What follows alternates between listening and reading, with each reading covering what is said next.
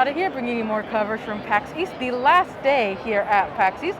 We are currently at the DreadX booth, one of my favorite publishers here, and I am sitting, you may remember him from our 2022 review, Brian Clark of the Mortuary Assistant and the Book of Blood.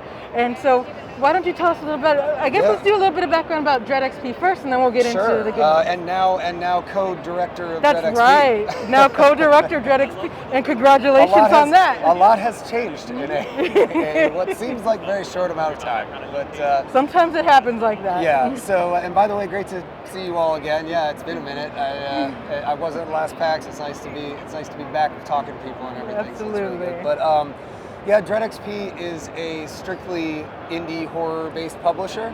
We focus only on games that fit the horror, what we say is like the horror vibe, right? Where it's not necessarily like Mortuary Assistant, where it's hardcore horror and demonic possession and body horror things. Like we also have like Dread Delusion, which is an open world RPG that's like a Morrowind, like inspired by like Kingsfield and things like that. And then we got Heartworm, which is like the retro survival horror inspired by Silent Hill and Resident Evil 1. And so, yeah, and we got Spookware, and we got Sucker for Love 2, and we cover this massive spectrum of what horror is. And we want to try and help developers of all sizes too, from small ones to big ones looking for larger budgets, all those sorts of things. We want to make sure that we're just bringing really good horror to a larger audience that developers may not have gotten to before. Right. No, absolutely, and I know I definitely appreciate it. I know thanks to DreadXP, I have found games that I love that I probably would have never heard of otherwise. Yeah, I mean, I think that's a really important thing about publishers. I mean, publishers in general they can be kind of sticky when talking to them and just kind of. I don't want to say anything specific. That sounds bad, but I think everybody knows what I mean. But we just really want to make sure that we are a place that is sort of like curated content, right? And I think that's where publishers can be valuable, is that if they pick the right games and work with the right people, they bring a quality bar to things that if people pay attention and look and say, I'm going to see what DreadXP has, right? Then you have a list of games that you know and hopefully come to understand that Dread wants to have these higher quality games.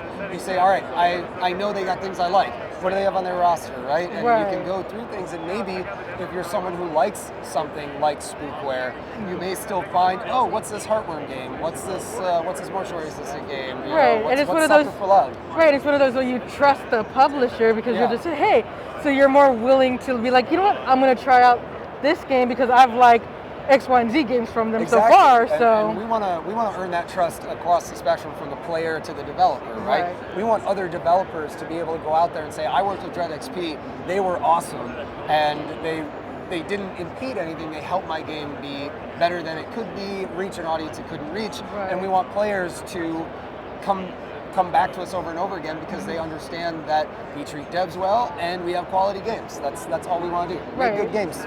Right, exactly. And I know it's like with like the collections, the DreadXP collections that they have, that you have several games that you can try. It's actually where I first heard about you and your Book of Blood. Yeah. It's funny, it's the only collection that I couldn't get working on the rotator here, the Grimoire.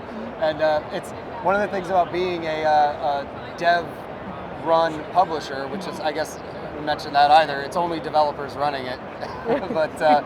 We thought it was like a week or two before PAX, where we were like, it'd be really great if we could bring all of our games, because publishers usually bring like 2 or 3 games, and it's the ones that are coming out soon or they want to highlight in a certain way. And we were like, it'd be great if we could bring everything, and these developers could, maybe even the smaller ones that would normally never be able to go to PAX could have a presence here. And so we were like, oh, you know what, that's a great idea.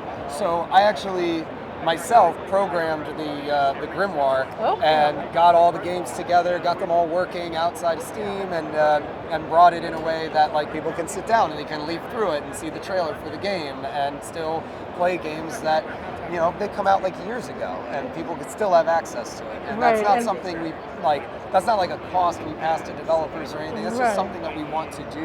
And that might even, like you said, catch other people's attention because they're like, I hadn't heard about this before. Yeah, it's like a way to breathe new life into some previous game titles. There's this great game that we've had for a while called Hand of Doom. It was in one of the original collections, and then Torvalduke, the developer, made a full version, and it wasn't really able to be shown at a PAX. But now people have been playing it. People have been discovering this game, along with many others, right? And so that's the sort of thing that myself and my co-director Hunter, that's all we really want. We want people to experience games they haven't experienced before, high quality games they haven't experienced before, and for developers to find players that they were not able to find on their own. That's what we want to do. So it's really awesome to see people sit down and play games that we knew that they may not have found otherwise. Definitely appreciate it, because like I said again, that's how I found some of these games. That's how I found out about you. Then, you know, the Mortuary Assistant, which I absolutely loved, and I gushed about that back in 2022 with you. It's been a lot of change since then. Exactly. But you know, it's just like I saw your name attached to it, and I'm like, well, I really like Book of Blood, and it's just like you were saying. So I'm like, Dread XP, Book of Blood, let me give it a try, and then absolutely fell in love with it. So now, you know, speaking of the Mortuary Assistant, I know you're coming out with a definitive edition. Yes, amidst all of this. So I was working on the definitive edition. It's basically, it's a lot of bug fixes, stability stuff. There's a little bit of lore. There's some new haunting events and an embalming only mode. So you can pick like time of day and weather and stuff and go and just embalm bodies without horror events, without any of the spookiness. You just get to, if that's your vibe, you want to just like embalm bodies in a cozy setting, you can do that now. But that is going to launch at the same time as the consoles, which is going to be early to midsummer. I can't say exactly. We're working with a porting company named Cerulean that does an amazing job. Red, if you see this, you're doing awesome. We love you. He actually cut his trip to GDC short to come back and fix a bug before PAX. I told him not to do. I told you not to do it, but he did it, and I'm still extremely grateful. He did not have to, but we're basically like 95-98% of the way through. There's some polish that needs to be done, but then there's the final cert process certification for Xbox and Sony. But then when all that goes through, it's coming out on Xbox, PlayStation, Switch, re-released on Switch. So if it's been bought on Switch, they'll automatically get this new version for free. It's updated graphics and stability, and obviously the definitive edition itself. And if you already bought the game on Steam, you'll get the definitive edition for free. It's another update. And that was basically something where I could put the game in a state where I am happy with it, so that I can kind of let it rest, and I can focus on Paranormal Activity and not feel like there was something unfinished, right? So that's coming out, like I said, early to midsummer. Perfect. And I know you mentioned Paranormal Activity. I don't know if anybody has seen, you know, the trailer yet. If you haven't, I'm sure it's on YouTube by this point. So I released a little teaser trailer.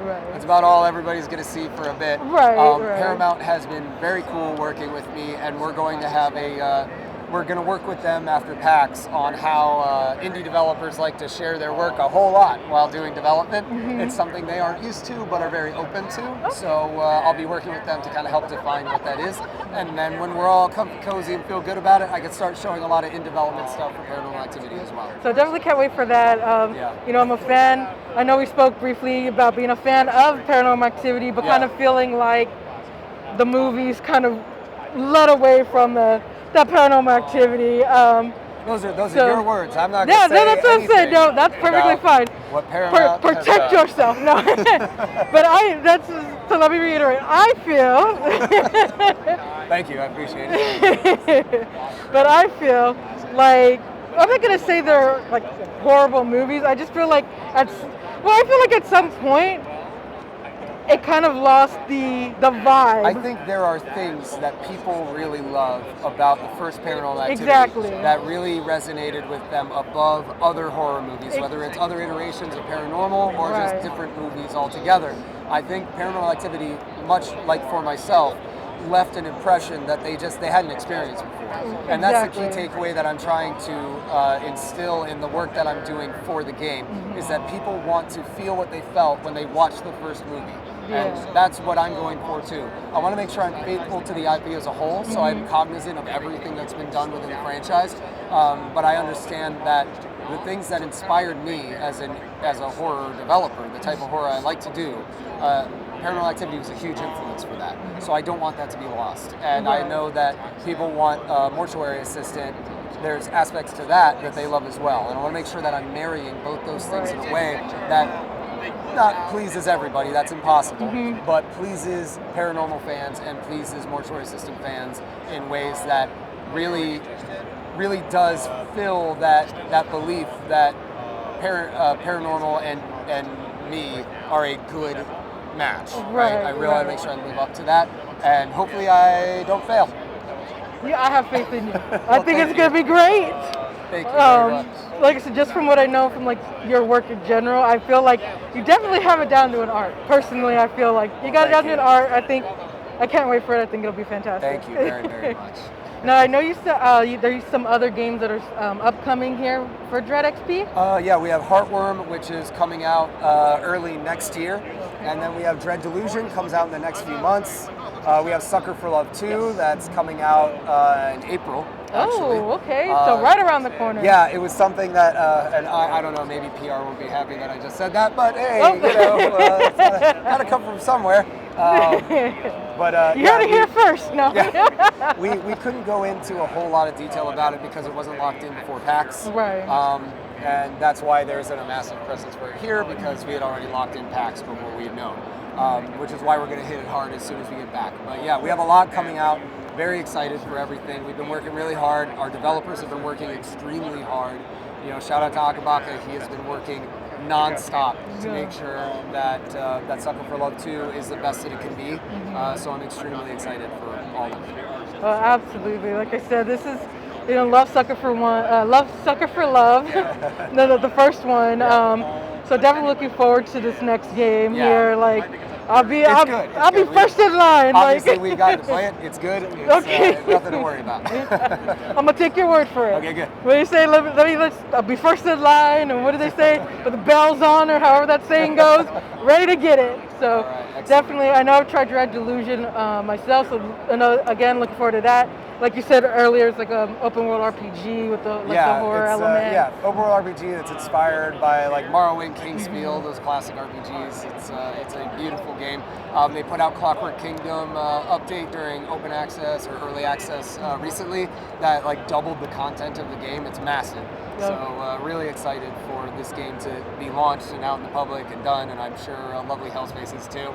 He's probably going to be very excited that it's finally done. Well, yeah. Well, it's always nice when, you know, like you said, you finish something and you like the way it comes out and you feel that it's accomplished, and you're just like, either, you know, you can work on whatever you want to do, whether that's like another game that you have an idea for, or you're like, oh, I want to add some more content to it, maybe a DLC or something, but once you're like, oh yes, my game is as polished as it can be, at least for now. Yeah. You know, it's always that good as feeling. Polished as it can be is a good way to put it in the indie space. Well, this is something that I always feel like, not like knocking anything, but I know personally myself when I do my own work, and I'm just like, well, I'm like, this is as good as it's gonna get for now. Yeah, sometimes you have to. Sometimes you have to say, you know what, that's good enough. I can't fuss about it forever, otherwise I'm not gonna get everything else done. Exactly, and for me personally, that's a little bit hard because I can be a little bit of perfectionist.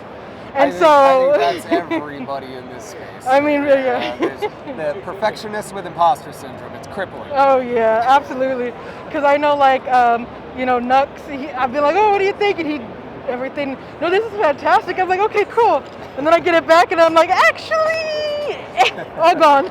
Yeah, do over. You gotta remember where you came from. You gotta go well, yeah, so not necessarily throw it all out, but I might be like, this section and this section. You know, so he teases me because I'm like, it's trash, it's all trash. And he's like, no, it's not. Is that like my inner monologue? Is that what it sounds like? Oh no. Yes, I am your inner monologue come to life. You're welcome. You're way less depressed than I would expect. But no, definitely looking forward to all these upcoming games. Like I said, Dread XP is a publisher that I absolutely trust. Personally, I have not played a game that I did not like. Wow. So there's high praise for all the developers. Absolutely. That we've worked with. Now I won't lie. There's some in the collection that some of them I'm like, it didn't have as much horror as I expected. Sure. But that didn't mean that I didn't like it. Didn't mean it was a bad game. Well, I mean, that's the point of those collections, right? Experimentation. You try Exactly. stuff out, see what people might like. Well, exactly. Especially you have like some that might have only put one game out, some that might not have put any out, and it's their first Yeah. one, and they want that, kind of feedback. And that's something that we're going to keep the spirit of with Dread just forever. We always want to try to give little developers a chance to become bigger and give them a way to do that. Yeah. Right. Definitely, I know I appreciate it because again, I feel like I would have missed out on so many games that I've enjoyed had it not been for Dread XP. Well, that's awesome to hear. That's So. great. We want to keep doing it. Absolutely. So I definitely know, like you said, even though it's Sunday, it's the last day where things are usually a bit slower for y'all. Yeah, it's actually ramped up.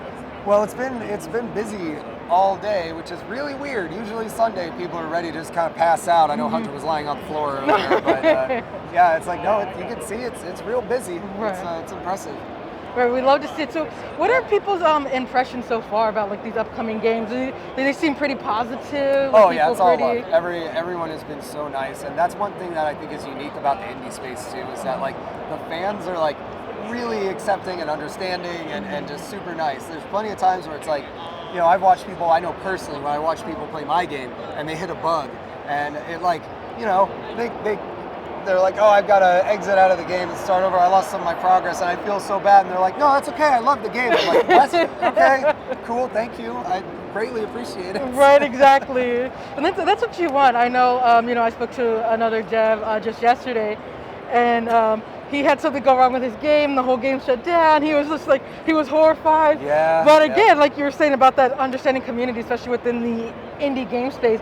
No, it's fine. It's fine. No, I enjoyed what I played. Exactly. I did. We're a small community in both dev and fan, right? It's like it is massive in terms of like just number of people, yes, but compared to other industries, other spheres of influence, like the indie horror space is small. So it's like I understand that there's a desire to be understanding, so that developers don't feel like they cannot make more stuff. Right. If I know a lot of developers, if people were like super harsh with them, they would just turtle in and be like, well, I guess this isn't for me. Right, and especially if it's their first game. Yeah, like, so yeah. It's wildly important that the community is so accepting and nice, and so it's like it just means a whole lot to us that everyone is willing to learn a bit about game development to the point that they understand that it's hard to do. And I think that's something that we want everybody to understand about all developers, and the fact that us being developer run as a publisher matters, where we understand that it's hard. Right, exactly. And I think that's really important. Like you said, you are developers yourself. You understand. I know. Yeah, we're not gonna crack the whip and get right, out there, exactly. It's like, no, we want to help things. You're like, why was this still a thing when we told you? We want to speak the language of developers with them, so that working with us is a simple and good process that they want to tell their other friends about. Right? We want people to feel like they can trust us and feel comfortable with us, because that's how we are. That's what we care about. And like you said, with building that trust, with having that word spread, somebody who was like, well, I had this idea for the game, I made it, but I have no idea what to do with it, can kind of feel comfortable going. You can bring anything to us. We will hear all of it, all sizes and shapes and whatever. As long as it's horror. As long as it's horror, that's right, because you are a horror publisher. Horror in the horror, like I said, horror vibes. Horror vibes, right? yes. Yes. And like I said, I think that's important as well, because, especially, I feel like sometimes horror I think it's getting more popular, but at the same time, it's still kind of pushed a little bit to the wayside compared to some other games that I've seen. So I know, maybe being like a solo dev, trying to do this horror game or this horror vibes, and then being like, okay, where do I go from here? Like, I think it's great that I'm a solo dev, and so I understand the struggle. So if you come talk to me, I'm more than happy to listen to you talk about it. There you go, absolutely. So again, I don't want to take up too much of your time, because I see the crowds and they're coming and going, right. Put them out. But I definitely appreciate you taking the time, sitting down with us, letting us interview you once more. Definitely appreciate it. Congratulations on your new role with Thank Dread you very XP. much. There's a lot going on. Oh, I bet. You either sink or swim, and we're trying our best to swim. Well, I think y'all are swimming wonderfully so far. Thank you very much. So thank you again, Brian. I really Absolutely. appreciate it. All right, yeah, absolutely. And thank you guys so much for joining me once more here at PAX East. Stay tuned. We still have a couple more demos and interviews for your viewing pleasure. And I'll see you in the next one.